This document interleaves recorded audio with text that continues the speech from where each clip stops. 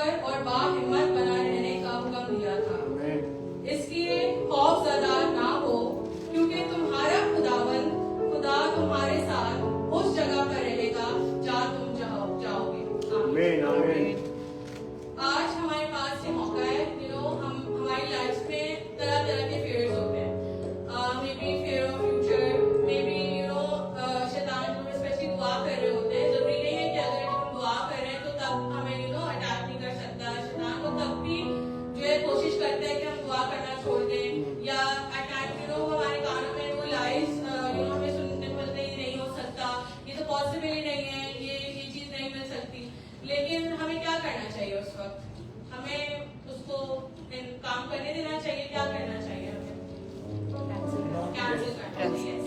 हमें उसी वक्त उन थॉट्स को, उन लाइज को यीशु के नाम में क्या करना चाहिए? कैंसिल करना चाहिए, राइट? और हमें कैंसिल करना चाहिए और हमें इससे क्या कहना चाहिए शैतान से कि मैं क्यों डरा, मेरा जिंदा खुदा मेरे नाल है। आमीन।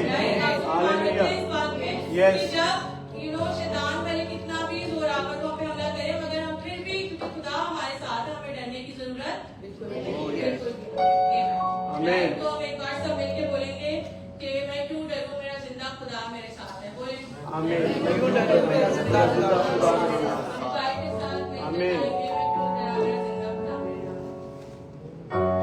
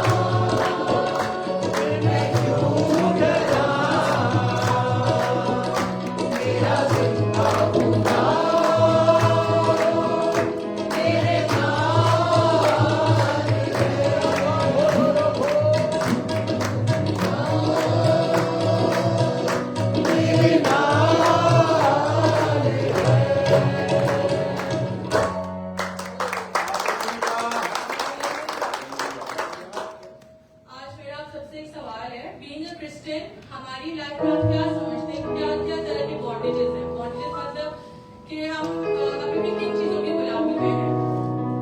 पर्सनल लाइफ की बात कर रहे हैं। फिक्रों में एग्जांपल, ठीक है, फिक्रों की, ठीक है, बीमारी, वेरी गुड, खौफ, वेरी गुड, और यस, वेरी गुड, अनफॉरगिवनेस, हम एट टाइम्स किसको माफ नहीं कर सकते, तो अनफॉरगिवनेस का, doubt is also sort of bondage, fear, then addiction, तो मतलब तरह तरह की ये बॉन्डेजेस हैं। बट ये बॉन्डेजेस क्या हमें यीशु ने जब उस दुनिया में आया और अपने हमारे गुनाहों के लिए अपनी जान दी, तो क्या उसने हमें इन बॉन्डेजेस से आजाद नहीं किया था? किया था, राइट? खुदा के कलाम में लिखा है, रोमियो उसके 6 बाब उसकी 18वीं आयत में, तुम्हें गुनाह से निजात मिल गई और तुम राजबाजी के गुलाम बन गए हो। आमीन। So it is written in the word of God कि हम आजाद हो गए, राइट? तो फिर हम आज क्यों still we are in those bondages? We need to get free from those bondages, right? हमें उन बॉन्डेजेस से हमेशा के लिए छुटकारा पाना है। कोई भी बॉन्डेज जो हमारी पर्सनल लाइफ में हम देखते हैं, तरह तरह की बॉन्डेजेस हैं, जैसे आपने बताया, बट हमें उन बॉन्डेजेस से क्या होना है? रिहा होना, राइट? आज हम जब अभी प्रस्तुत करेंगे तो हम खुदा से हम उन बॉन्डेजेस से आजाद होंगे और हम दुआ करेंगे कि वो हमें हमेशा के लिए चीजों से छुटकारा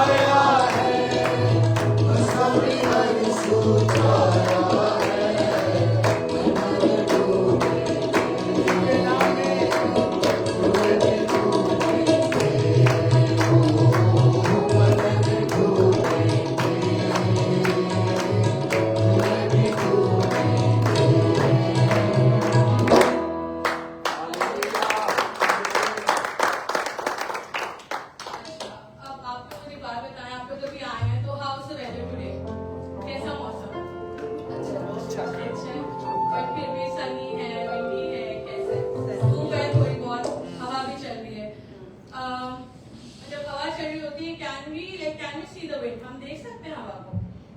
नो, बट कैसे पता चलता है कि आज विंडी वेदर है? महसूस कर सकते हैं, राइट? इसी तरीके से पाक रूह है।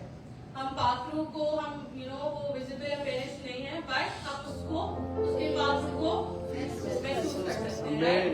खुदावंद के कलाम में लिखा है यूहन्ना उसका 14 बाब उसकी 16वीं आयत में, और मैं बाप से दरख्वास्त करूंगा तो वो तुम्हें दूसरा मददगार बख्शेगा कि अब तक तुम्हारे साथ रहे। आमीन।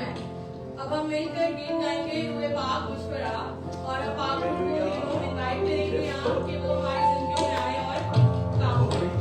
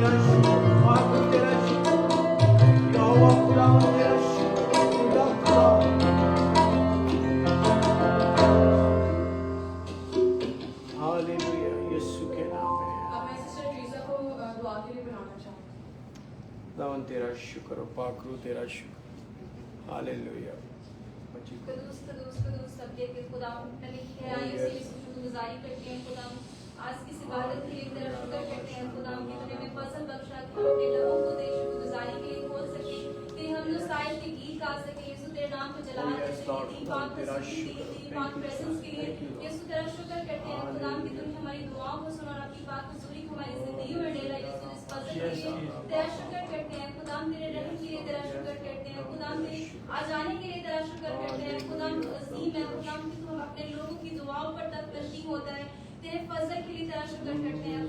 अपना देना हाथ हम पर बढ़ाया हुआ इस फजल की तरफ शुक्र करते हैं खुदा मिन्नत इंतजार करते हैं खुदा आज की पूरी इबादत में खुदा बाकी मतलब हिस्से में भी है खुदा तो अपने लोगों की रहनुमाई कर खुदा अपनी बंदी को कसरत से इस्तेमाल करना है खुदा जिसको दुनिया का कलाम बख्श है खुदा अपनी बंदी का आप ही से चार्ज कंट्रोल ले और खुदा उसके रूह से भर मसा से भर दे लाइफ से भर हिकमत दे खुदा वो नहीं बल्कि तू उसमें होकर एक जिंदगी से बात करना आज ये खुदा हर एक की जरूरत के मुताबिक हर एक जिंदगी को अपने कलाम से सेव करना यीशु तेरे फजल तेरे रहम को मांग लेती हूँ मेरा ईमान है खुदा जो कुछ इससे मांगा पाया मांगते तेरे प्यारे बेटे यीशु मसीह के नाम से आमीन आमीन हालेलुया थैंक यू जीसस आमीन I'm observing something. कुछ लोग गा रहे हैं, कुछ लोग नहीं गा रहे. But जब beat, worship हो रही है, तब want everybody to sing. और पूरे enthusiasm से लोग पूरे जोश से सब मिलके. ठीक है? क्योंकि जब सब मिलके worship करते हैं, उसकी बात ही अलग होती है. कुछ लोग अपने देखते हैं, आते लोग गा रहे हैं, आते लोग तो सब मिलके ऊंची आवाज में दिल से जो है हम सब worship करेंगे. ठीक है? अब हम कलाम से पहले अपने दिलों को तैयार करेंगे और फिर गीत गाएंगे कलाम को नाज़िल.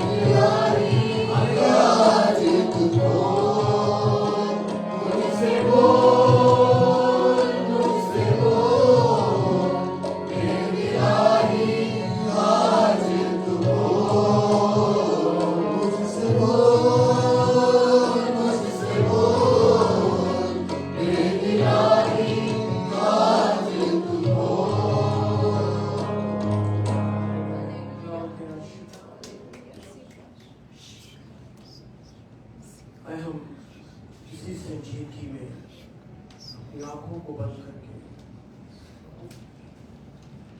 हर एक जुबान से कि खुदा मुझसे बोल, क्योंकि उसके कलाम के भेद जो हम अपनी समझ से नहीं समझ सकते जब तक कि आसमान से दिया ना जाए। आए आसमान से याकूब 3:17 के मुताबिक उस हिकमत को मांगे कि खुदा तुम उसे कलाम कर ताकि मैं तेरी बात को समझ सकूं, मैं तेरे कलाम को अंडरस्टैंड कर सकूं, ताकि खुदावन मेरी जिंदगी से तेरा प्यारा बेटा यीशु इज्जत और जलाल पाए। आए खुदावन हम तेरी शुक्रगुजारी करते हैं, हम तेरे आगे आते, तेरे आगे झुकते और तुझे सजदे करते और तुझे मुबारक कहते हैं और मिन्नत करता हूं कि खुदावन इस वक्त तो अपनी बेटी को विशाल को खुदावन कसरत से रूह कुदस की कुदरत से भरकर इसकी मानो खर्च करना और खुदा उसके वसीला से आज हम सब बरकत पाए। सुनने वाली हर एक जिंदगी बाबरकत होती चली जाए और तुझे जलाल मिले। जिंदा खुदा तेरे प्यारे बेटे अपने मुनजी यीशु मसीह के नाम में मांगते हैं, आमीन आमीन आमीन आमीन आमीन आमीन हालेलुया आमीन आमीन हालेलुया हालेलुया हालेलुया हालेलुया। हम जिंदा खुदा के लोग हैं। याद रखिए जो खुदा को सजदा करते हैं, खुदा को मुबारक कहते हैं, वो खुदा की तरह होते चले जाते हैं।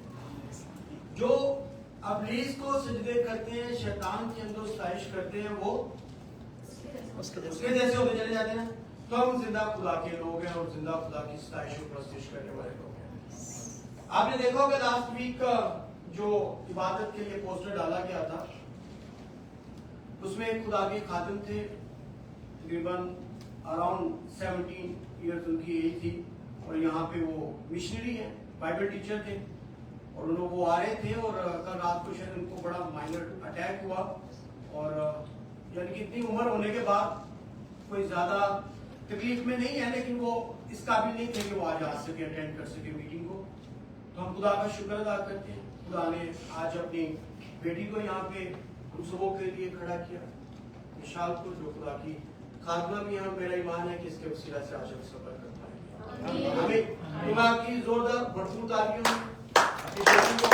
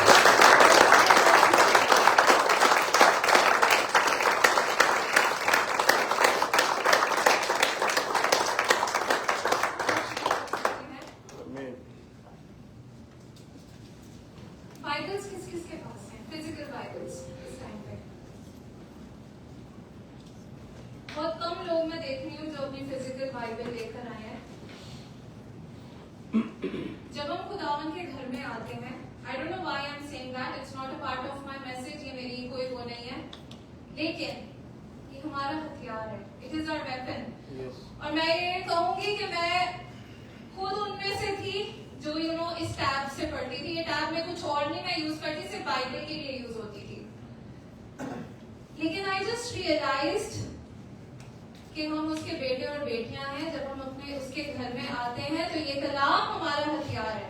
आमीन। और बाइबल में क्लियरली लिखा हुआ है कि आखिरी जमानों में ये कलाम उठा लिया जाएगा। तो ये कलाम बहुत प्रेशियस चीज है, बड़ी लाइटली हम इसे लेते हैं कि हमारे घरों में एक कोने के ऊपर पड़ा होता है, अंदर दबा हुआ होता है, कबर्ड्स में पड़ा हुआ होता है। No, we have to bring it. जब हम चर्च आ रहे हैं नेक्स्ट टाइम अपना ये अहद करें कि ये बाइबल हमारे सामने हो। और मैंने क्यों पूछा, क्योंकि अभी जो मैं कलाम का हिस्सा जो बाइबल का पास शेयर करने लगी, it would have been nice कि हमारे सामने, क्योंकि यहाँ पर सिर्फ 1-2 वर्सेस आती हैं, it would have been nice कि हमारे सामने वो कलाम खुला होता। अगर आपके फोन्स में है तो प्लीज निकाल लें। पहला यूहन्ना उसका 3 बाब, उसकी पहली 12 आयतें प्लीज में मेरे साथ पढ़ ले। देखो बाप ने हमसे कैसी मोहब्बत की है कि हम खुदा के फर्जंद कहलाए, और हम हैं भी। दुनिया हमें इसलिए नहीं जानती कि उसने उसे भी नहीं जाना। अजीजों, हम इस वक्त खुदा के फर्जंद हैं और अभी तक ये जाहिर नहीं हुआ कि हम क्या कुछ होंगे। इतना जानते हैं कि जब वो जाहिर होगा तो हम भी उसकी मानित होंगे, क्योंकि उसको वैसे ही देखेंगे जैसा वो है। और जो कोई उससे ये उम्मीद रखता है अपने आप को वैसा ही पाक करता है जैसा वो पाक है। जो कोई गुनाह करता है वो शरअ की मुखालफत करता है, और गुनाह शरअ की मुखालफत ही है। और तुम जानते हो कि वो इसलिए जाहिर हुआ था कि गुनाहों को उठा ले जाए, और उसकी जात में गुनाह नहीं। जो कोई इसमें कायम रहता है वो गुनाह नहीं करता। जो कोई गुनाह करता है ना उसने उसे देखा है और ना जाना है। ऐ बच्चों, किसी के फरेब में ना आना। जो रास्तबाजी के काम करता है वही उसकी तरह रास्तबाज है। जो शख्स गुनाह करता है वो अब्लीस से है, क्योंकि अब्लीस शुरू ही से गुनाह करता रहा है। खुदा का बेटा इसलिए जाहिर हुआ था कि अब्लीस के कामों को मिटाए। जो कोई खुदा से पैदा हुआ वो गुनाह नहीं करता, क्योंकि उसका तुफ़्म उसमें बना रहता है। बल्कि वो गुनाह कर ही नहीं सकता, क्योंकि खुदा से पैदा हुआ है।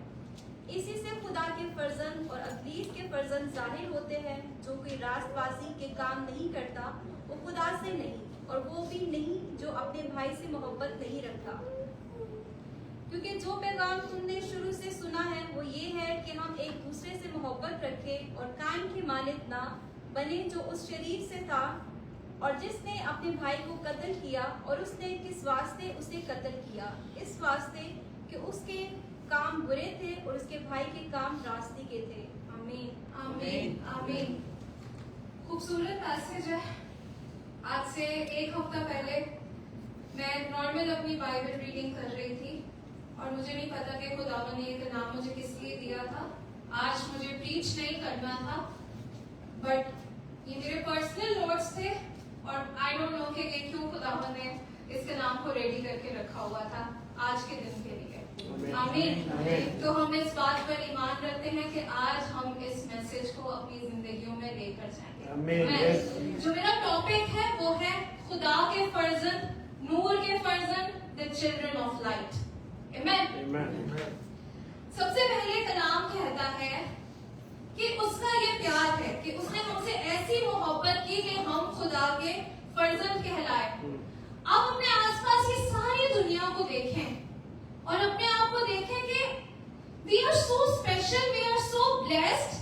हमारी क्या हैसियत है, हमारी क्या औकात है? हम कुछ भी नहीं है, लेकिन ये खुदावंद का फजल है कि हम उसके बेटे और बेटियां कहलाए हैं, हम उसके नाम से जाने जाते हैं, हम मसीही हैं।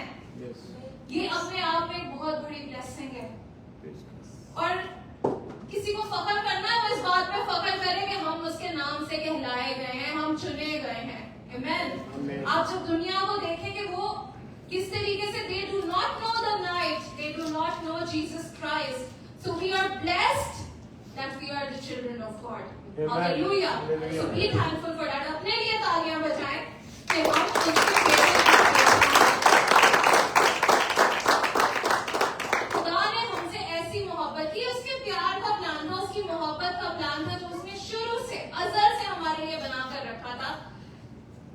आज मैं एक मुकाशवा में एक वर्स पढ़ रही थी, कलाम का हिस्सा, उसके ऊपर मैं गौर करती जा रही थी कि बनाए आलम से ऐसे लोग भी थे who were chosen for destruction, और इसी तरीके से बनाए आलम से हम भी हैं जिनको उसने चूज कर लिया।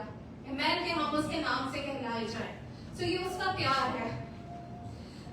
तीसरी आयत में लिखा है, और जो कोई उससे ये उम्मीद रखता है अपने आप को वैसा ही पाक करता है जैसा वो पाक है। मुबारक है वो जो पाक देखें, क्योंकि वो खुदा को देखेंगे।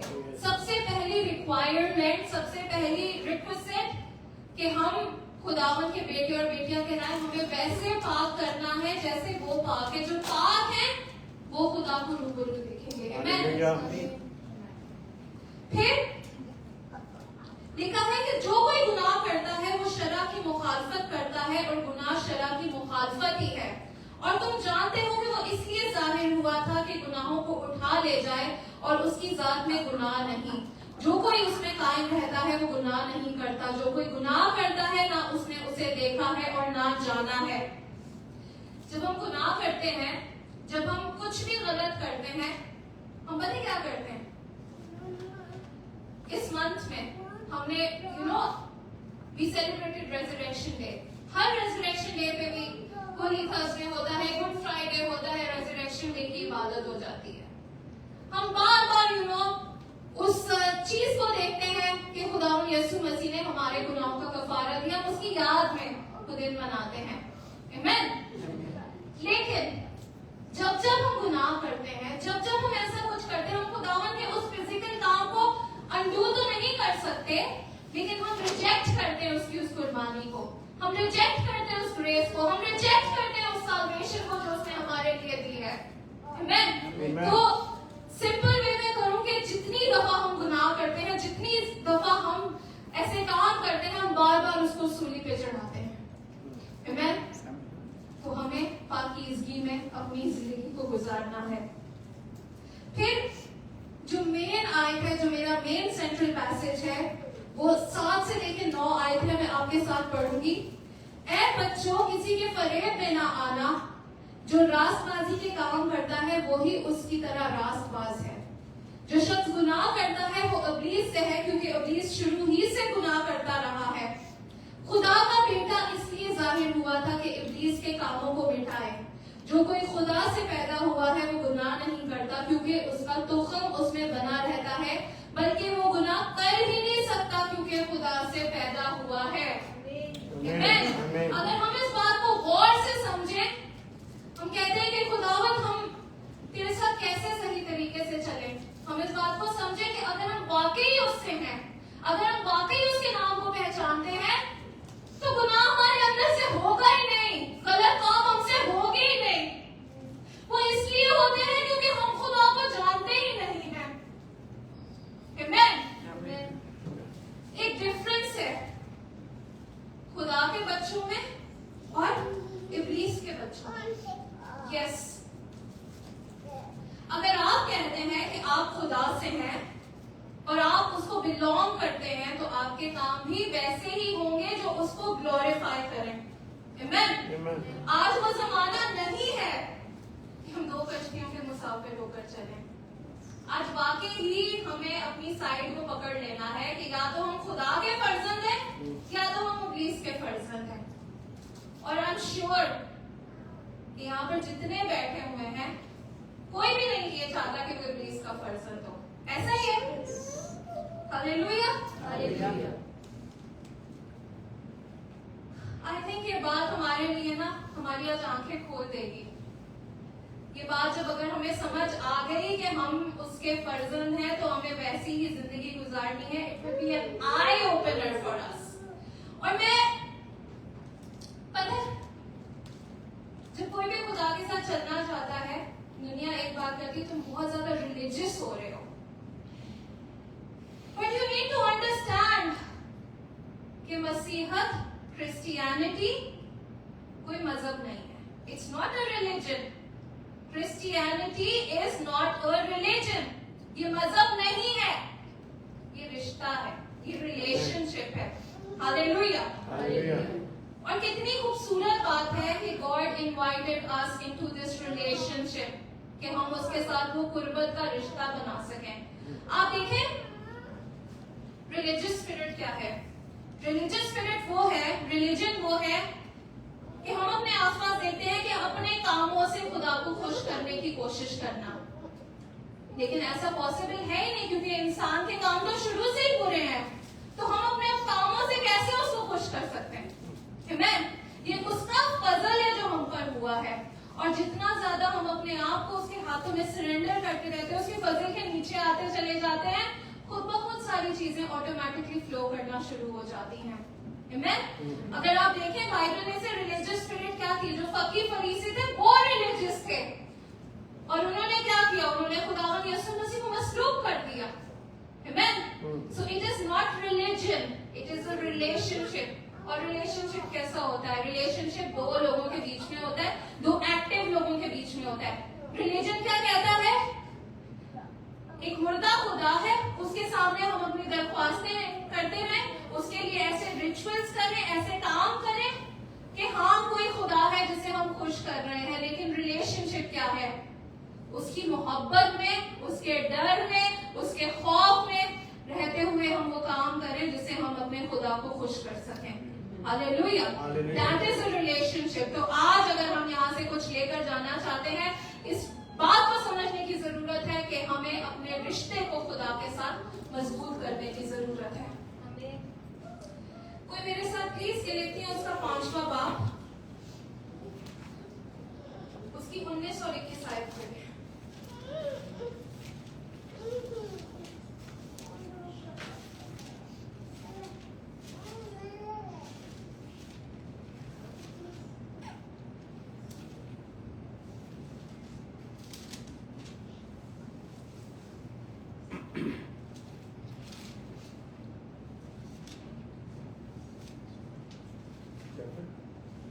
Chapter 5, verse 19 to 21.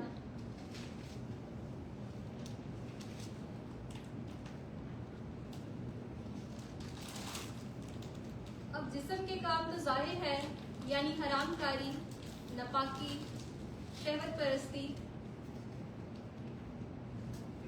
बुत परस्ती, जादूगरी, अदावतें, झगड़ा, हसद, गुस्सा, तफरीके, जुदाइयां, बिदतें, बुग़्ज़, नशाबाजी, नाच रंग और इनकी बाबत तुम्हें पहले से कह देता हूँ, जैसा कि पेशतर जता चुका हूँ कि ऐसे काम करने वाले खुदा की बादशाही के वारिस ना होंगे। आमीन, आमीन, आमीन। यहाँ पर बहुत सारे अगर पूरी बाइबल में हम देखें, नए अहदनामे में हम देखें कि जिन कामों का जिक्र है और क्लियरली लिखा है कि ऐसे काम करने वाले खुदा की बादशाही के वारिस ना होंगे। ठीक है, I have given this message like so many times, लेकिन आज फिर इस बात को रिपीट करूंगी कि हम अपने सिंस को क्लासिफाई करते हैं, हम गुनाहों को क्लासिफाई करते हैं। ये बड़ा गुनाह है, ये छोटा गुनाह है। जो बड़े गुनाह करता है वो गुनहगार है और हमसे तो खता ही हो गई है। अगर हमारे अंदर हसद आ गई है, हमने गुस्सा कर लिया है, हमने झगड़ा कर लिया है, तो खता हुई है, गुनाह नहीं हुआ। ऐसे ही हम अपने आप को जस्टिफाई करते हैं अपने कामों को। लेकिन कलाम क्लियरली हमें ये बात कह रहा है कि ऐसे काम करने वाले खुदा की बादशाही के वारिस ना होंगे। खुदावंद हर एक काम को एक ही क्लासिफिकेशन में लेकर आ रहा है। So we need to understand कि ये बात कितनी ज्यादा गौर और फिक्र करने वाली है कि जो ऐसे काम करेंगे वो सब के सब क्या है, फिर इब्लीस के फर्जंद कहलाएंगे। क्यों? क्योंकि वो उसके जैसे काम कर रहे हैं। तो इसका ये भी मतलब है कि हम अपने आप को किसी से भी बेहतर ना समझें, क्योंकि अगर हम कुछ गलत ज्यादा बड़ा नहीं कर रहे ना, हम हल्का सा गुस्सा ही कर लेते हैं। कोई ऐसी मुंह से गॉसिप बहुत अच्छी लगती है हमारे फ्लैश को, गॉसिप करना, किसी की बात सुनना, किसी के बारे में बुराई कर लेना। We really like it. Flash है ना, उसके ऊपर फीड करता है। तो हम ये ना समझे कि हम किसी से बेहतर हैं, हम किसी से भी बेहतर नहीं हैं। हम सब गुनहगार हैं, तभी जाकर उसने हमारे लिए अपनी जान दी, तभी उसने हमारे लिए अपना कफारा दिया। आमीन। तो अगर आपका कोई भाई या बहन गिर रहा है तो उसे उठाएं। अपने आप को ये नहीं समझे कि आप बेटर हैं। आमीन। We are not better.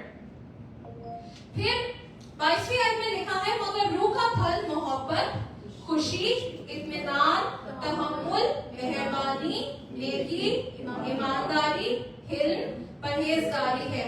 ऐसे कामों की कोई शरीयत मुखालफत नहीं, करती। आमीन। तो कंट्रास्ट हमने देखा गलतियों 5वें बाब की 19 से लेकर 22 आयत में कि जो शैतान के फर्जंद है या उसके जैसे काम करते हैं उनकी क्लासिफिकेशन क्या है, और जो नूर के फर्जंद है, जो खुदा के बेटे और बेटियां हैं, उनका क्या है। उनके अंदर ये जो रूह के फल हैं ये नजर आने चाहिए। आमेन। और अगर बेफल हमारी जिंदगी है तो इसका मतलब है कि we are not his children. Amen. अब how can we overcome sin? Simple formula, simple way में मैं आपको एक्सप्लेन करूंगी, ज्यादा कुछ भी नहीं। आप देखें, अगर आपके अंदर कोई बुरी हैबिट है, कोई भी ऐसी बुरा काम है, क्या वो एकदम से ही स्टार्ट हो गया था? नहीं, वो पहले एक छोटी सी डिस्ट्रैक्शन थी, छोटा सा गुनाह था, ठीक है, छोटी सी चीज से वो गुनाह किया, वो गलती की, और फिर वो बढ़ते that sin overcame, गुनाह ने अपनी जड़ पकड़ ली। So जब आप देखें कि गुनाह स्लोली करके हमारी जिंदगी में एंटर होता है टेम्पटेशंस के जरिए, तो ऐसे ही if we are to be called the children of light, कि हम उसके नाम से जाने जाएं और खुदा के पाक रूह को अलाउ करें, तो हम उसी तरीके से उसको रिवर्सल में अब लेकर जाएं। Amen? छोटा करके whatever which connects you with God, कोई भी चीज हो सकती है, कोई भी ऐसी चीज जो आपको लगता है कि मुझे ये खुदा के साथ मेरे कनेक्शन को बहाल कर देती है। किसी के लिए वो वर्शिप हो सकती है, किसी के लिए कलाम का पढ़ना हो सकता है। मैंने देखा है कि मैंने भी जब अपनी लाइफ को खुदावन को दिया था, जो मेरे बेबी स्टेप्स थे वो क्या थे कि मैं डेली एक बाइबल की आयत पढ़ती थी, और मुझे वो लगता था कि ये मैं कुछ कर रही हूँ खुदा के लिए। that is how I felt connected। तो आपके लिए वो कोई भी ऐसी चीज हो सकती है, but whatever it is, जो आपको लगता है कि हाँ ये मेरे कनेक्शन को खुदा के साथ बहाल करती है। It does not have to be 1 घंटे की दुआएं, 2 घंटे की दुआएं, 4-5 बाइबल के चैप्टर पढ़ लेना, नहीं, 5 मिनट भी दें। इस हफ्ते मैं यहाँ पे नेक्स्ट वीक तो नहीं कलाम दे रही होंगी, लेकिन पास्टर राशिद आपसे जरूर पूछेंगे कि आपने कुछ ऐसा 5 मिनट के लिए किया जो आपको खुदा के साथ कनेक्ट करना था। सो इस हफ्ते हम इस एक्सरसाइज को करेंगे, कोई भी ऐसी चीज जो हमें खुदा के साथ कनेक्ट करती है, just for 5 minutes, okay. And I am sure कि by the end of next week जब आप आएंगे, you will feel a change, you will feel a change। Amen। Start with just even like reading one Bible verse, लेकिन उसकी कलाम को खोलने, पढ़े कि उसमें लिखा क्या है। Amen। It does not have to be like very big, to start small, but take baby steps। तो जितना ज्यादा हम अपने आप को स्पिरिचुअल चीजों की तरफ लेकर जाना शुरू कर देंगे, स्लोली छोटे कदम लेकर भी, उतना ज्यादा खुदावन का जो पाक रूह है, it will take over us। Amen? रोमियोस के 8वें बाब में लिखा है कि जो जिस्म है और जो रूह है वो एक दूसरे के मुखालिफ हैं। जो जिस्म है वो काम करना चाहता है जो इब्लीस को खुश करते हैं, और जो पाक रूह है वो काम हमसे करवाना चाहता है जो हमारे खुदा को खुश करें। Amen? तो हमें we do not have to be overcome by sin, but we have to be overcome by the Spirit of God। तभी जाकर हम उसके साथ उस जिंदगी में चलते रहेंगे। हालेलुया। हम जितना ज्यादा जिस चीज को फीड करेंगे, उतनी ज्यादा वो मजबूत हमारे अंदर होती चली जाएगी। So this week 5 minutes only, do something which connects you to God, okay? कौन करेगा? अपने हाथ उठाने। हालेलुया। पास्टर राशिद ने हाथ इसलिए नहीं उठाया क्योंकि वो करते ही हैं। मैंने हाथ इसलिए नहीं उठाया क्योंकि हम करते ही हैं। तो हम ऐसा करेंगे। हालेलुया। और ज्यादा अगर कोई 1 घंटा दुआ करता तो वो 2 घंटे की कोशिश करे फिर, ठीक है? हालेलुया। फिर 9वीं आयत में लिखा है, और जो कोई खुदा से पैदा हुआ है वो गुनाह नहीं करता, क्योंकि उसका तुखम उसमें बना रहता है, बल्कि वो गुनाह कर ही नहीं सकता क्योंकि खुदा से पैदा हुआ है। बात हो रही है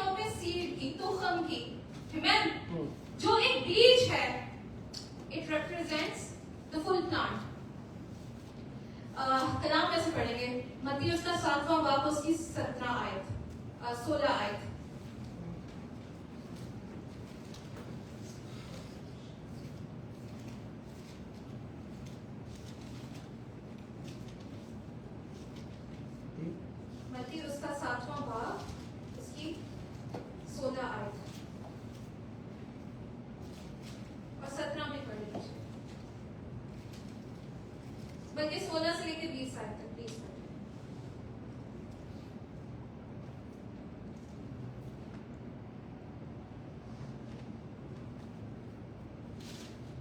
उनके फलों से तुम उनको पहचान लोगे।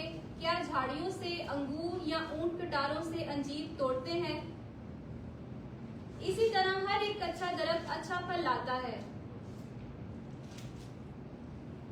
अच्छा दरख्त बुरा फल नहीं ला सकता, ना बुरा दरख्त अच्छा फल ला सकता है। जो दरख्त अच्छा फल नहीं लाता वो काटा और आग में डाला जाता है। बस उनके फलों से तुम उनको पहचान लोगे। हालेलुया। उनके फलों से तुम उनको पहचान लोगे। सिंपल लैंग्वेज में अगर मैं बोलूं कि अगर बीज ऑरेंज का लगा हुआ है तो उसमें से मैंगो नहीं निकलेगा। अगर बीज एप्पल का लगा हुआ है तो ग्रेप्स नहीं उगेंगे। जो बीज है वही दरख्त के बाहर निकलेगा। The seed represents the full plant. तो अगर हमारा तुखम, हमारा बीज, हमारी जड़ खुदावन यीशु में बनी हुई है तो हमारी जिंदगियों से वही फल नजर आएंगे। आमीन। लेकिन अगर बीज में खराबी है, अगर बीज शैतान का लगाया हुआ है तो फिर बुरे काम बाहर निकलेंगे। आमीन। तो बीज जो है वो हमारा खुदावन यीशु मसीह की तरफ के उसके अंदर होना चाहिए। आमीन। फिर मेरे साथ बाइबल आप लोग खोल लें, लेकिन हम पूरा पैसेज नहीं पढ़ेंगे। यूहन्ना उसका 15 बाब उसकी पहली 13 आयतें।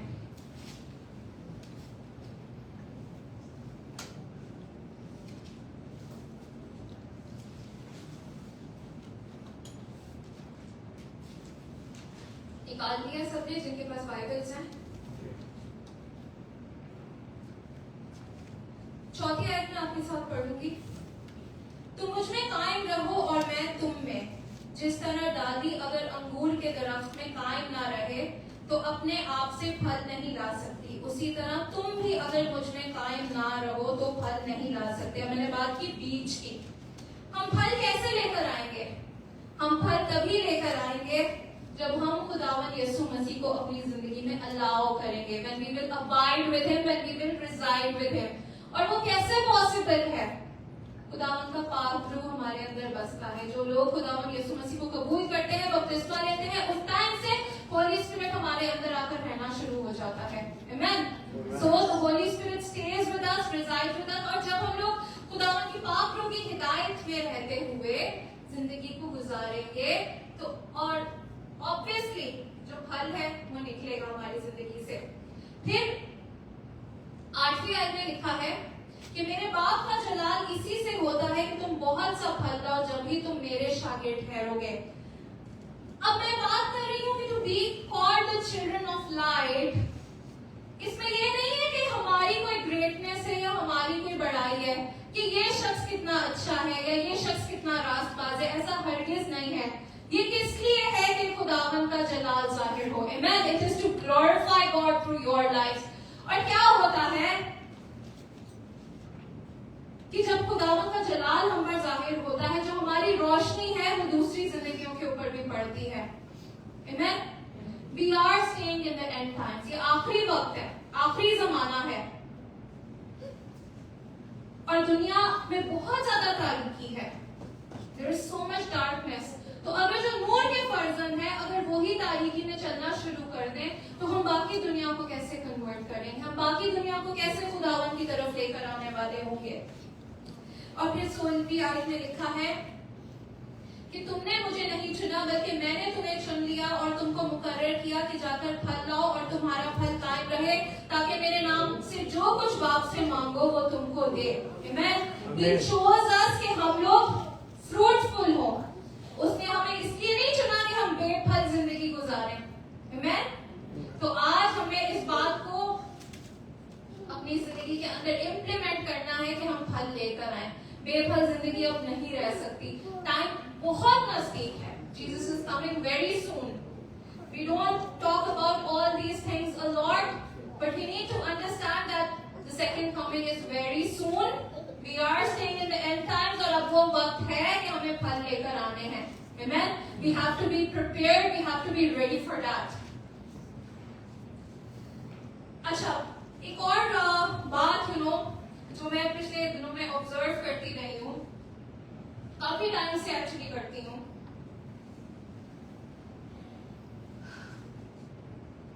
शायद ये बात ना बहुत लीगलिस्टिक लगे, बहुत ज्यादा रिलीजियस लगे, लेकिन मैंने देखा है कि जो खुदावन के जो लोग हैं, जो एक्टिवली कलाम भी करते हैं, वर्शिप करते हैं, फिर भी उनकी स्टेटस वगैरह जब लगाते हैं तो उसमें गाने चल रहे होते हैं। मैंने ये देखा है। और मैं ये बात बताना चाहती हूँ कि प्रैक्टिकली प्लीज, हम जो कुछ भी कहते हैं, जो कुछ भी हम इवन ऑनलाइन भी पोस्ट करते हैं ना, इट रिप्रेजेंट समथिंग। अब देखिए दुनिया में लोग तो वो काम कर ही रहे हैं ना, तो हम क्या दुनिया को प्रूव करना चाहते हैं? What do we want to prove the world? क्या आपको वो गाने लगाकर क्या मिल जाएगा या सुनकर क्या मिल जाएगा? बहुत ये लीगलिस्टिक बात शायद लग रही होगी, नहीं, but this is out of respect and love for our God, and specially जो लोग खुदावन को रिप्रेजेंट करते हैं, please we need to take this thing very seriously कि हम दुनिया को कैसा मैसेज पुट अक्रॉस कर रहे हैं, क्योंकि हम दुनिया को ये बताना चाह रहे हैं कि दैट इट इज ओके कि हम 2 कश्तियों में सफर कर सकते हैं, इट इज ओके। बट हमें ऐसा मैसेज नहीं देना है दुनिया को। हमें दुनिया को बताना है कि अगर हम उसके हैं, वी आर सैक्टिफाइड वेसल्स, और हम जो कुछ भी करें उससे उसके नाम को जलाल मिलता रहे। आई डोंट नो, लाइक यहाँ पर सब बैठे हैं, अगर कोई मेरे को ऑनलाइन भी इस टाइम पे सुन रहा है, if you do that, let's just stop it please. You are not doing anything good out of it. आपको सुनना है, आप अकेले में सुन रहे हैं, लेकिन प्लीज उन चीजों को पोस्ट ना करें उस तरीके से। You have to represent that you are the children of light. Amen? तो ये जो बात हो रही थी पाकीज़गी की, प्योरिटी की, पहले भी मैंने इस बात को कहा, फिर रिपीट करूंगी कि it is not out of दुनिया को कुछ दिखाने के लिए, it is your private life.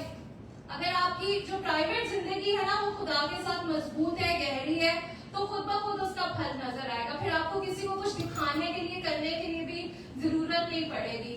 और मैंने ये देखा है कि जो लोग रिप्रेजेंट कुछ और करना चाहते हैं और उनकी पर्सनल लाइफ कुछ और होती है, वो फल कायम नहीं रहता। इट कम्स क्रैशिंग डाउन, दुनिया के सामने एक्सपोज भी हो जाते हैं। आमीन। तो हम जो कुछ भी करते हैं, हम ये जानकर करें कि खुदा के लिए करते हैं। आमीन।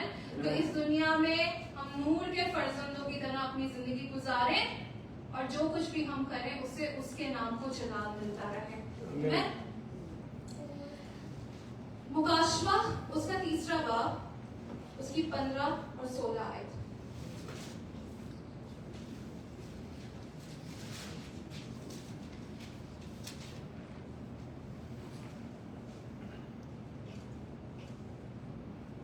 मैं तेरे कामों को जानता हूँ कि ना तू सर्द है ना गर्म, काश कि तू सर्द या गर्म होता।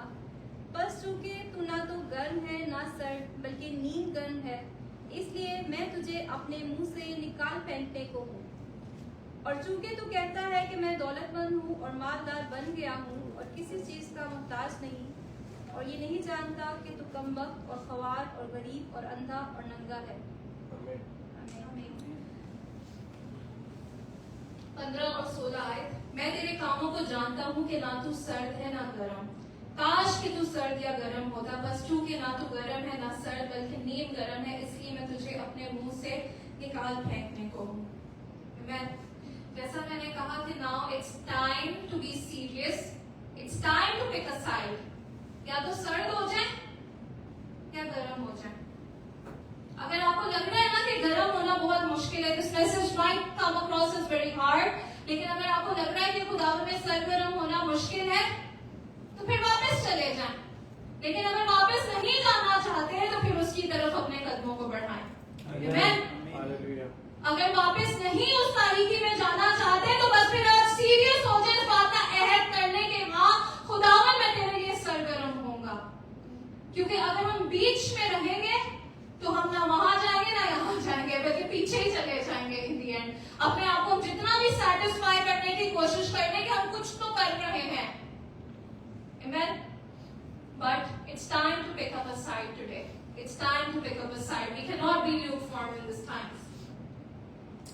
फिर वापस अपने पैसेज की तरफ आते हैं। पहला यूहन्ना उसका 3 बाब उसकी 11 और 12 आयत में फिर से एक दफा पढ़ूंगी, क्योंकि जो पैगाम तुमने शुरू से सुना है वो ये है कि हम एक दूसरे से मोहब्बत रखें और कायम की माने ना बने जो उस शरीर से था और जिसने अपने भाई को कत्ल किया। और उसने किस वास्ते उसे कत्ल किया? इस वास्ते कि उसके काम बुरे थे और उसके भाई के काम रास्ती से थे। सबसे इंपॉर्टेंट बात जिसके ऊपर इस मैसेज को मैं एंड करूंगी कि हम जो कुछ भी करते हैं we should do it in love. आमीन। जो कुछ भी करें मोहब्बत में रहते हुए करें, एक दूसरे से मोहब्बत करें। अभी आई थिंक हमारे पास ये टाइम नहीं है, लेकिन एक पैसेज हम जरूर खोल लेते हैं। मत्ती उसका 22वां बाब उसकी 37 से लेकर 39 आयत तक प्लीज पढ़ें।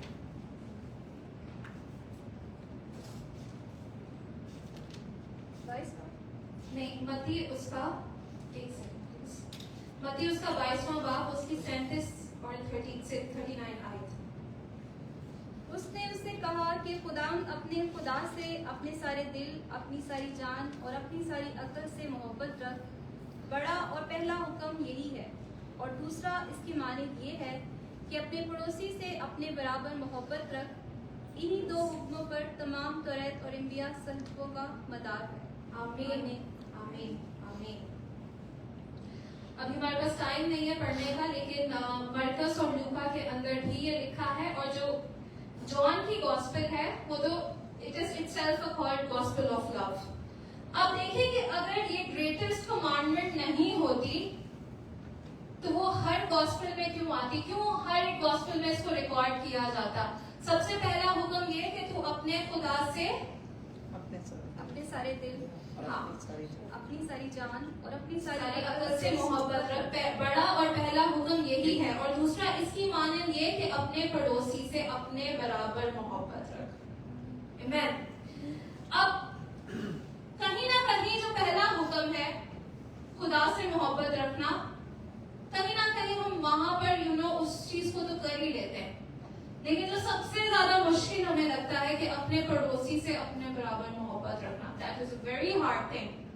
लेकिन मैंने इस बात को ऑब्जर्व किया है, रियलाइज किया है, समझा है कि अगर मैं अपने खुदा से अपने सारे दिल, अपनी सारी जान, अपनी सारी अक्ल से मोहब्बत रखूंगी तो ऑटोमेटिकली मैं उसकी क्रिएशन से, अपने भाई बहन से भी मोहब्बत वैसी ही रख सकूंगी। लेकिन अगर आप देखिए कि बाय डिफॉल्ट फिर हमारे अंदर कोई खामी है, कोई कमी है कि हम अपने खुदा से मोहब्बत नहीं रख रहे, तभी हम उसके लोगों से मोहब्बत नहीं रख पा रहे। आमीन। तो अगर हम पहले हुक्म को पूरा करेंगे तो दूसरा ऑटोमेटिकली हम उसको पूरा कर सकेंगे। आमीन। So love is the greatest commandment of all.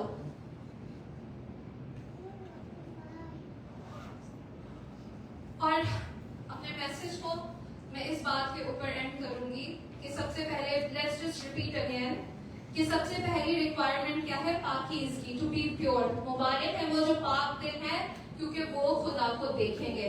आमीन। फिर ये कि जो नूर के फर्जंद है और तारीकी के फर्जंद है उनमें क्लियर डिफरेंस एक होता है। आमीन। अगर हम खुदा के बेटे और बेटियां हैं तो हमारा चाल चलन, हमारा तौर तरीका, हमारी बातें, हमारा उठना बैठना, हमारे काम रिफ्लेक्ट करने चाहिए। आमीन। Then it is not time for us to be lukewarm. Jesus is coming very soon. He's coming very very soon. So अब टाइम है कि हम एक साइड को पकड़ लें और उसके साथ होकर वैसे ही चलें। आमीन। और जब अगर हम खुदा के साथ मोहब्बत रखेंगे तो ऑटोमेटिकली सारी चीजें हमारी लाइफ में प्रॉपर्ली होती चली जाएंगी। आमीन। खुदा हम सबको दुआ करते हैं। आमीन।